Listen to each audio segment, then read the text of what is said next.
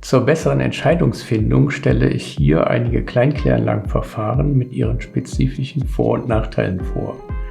In diesem Video erfahren Sie etwas zu Rotationstauchkörper-Kleinkläranlagen.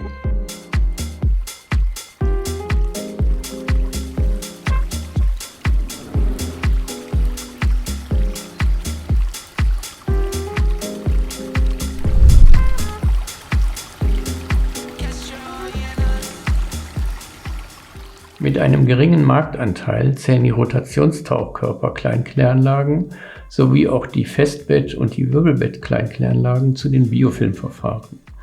Hierzu dienen als Trägermaterial für die Bakterien im Bioreaktor meist runde Scheiben, welche sich auf einer Achse befinden und in das Abwasser reindrehen.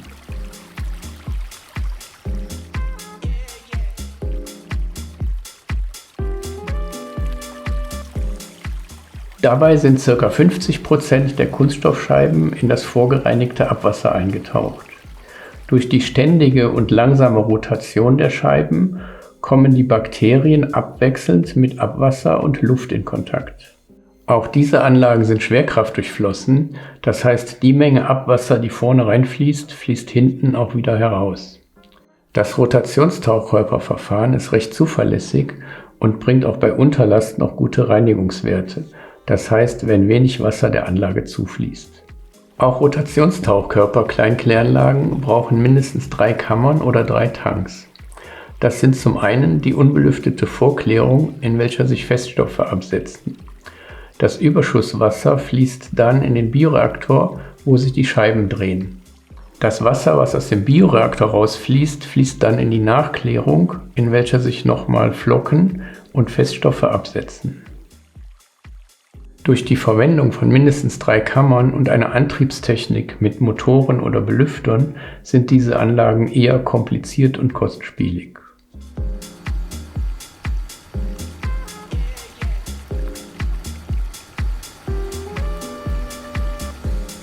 Die Scheiben, welche mit ca. 2 Umdrehungen pro Minute ins Abwasser eintauchen, bewachsen mit den Bakterien, welche dann abwechselnd mit Luft und Abwasser in Berührung kommen.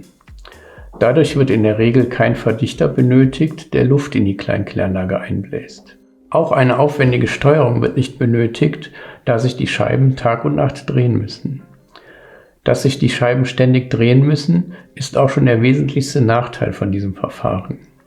Wenn die mit Biomasse bewachsenen Scheiben stehen bleiben, fangen die oberen Bakterien an zu vertrocknen.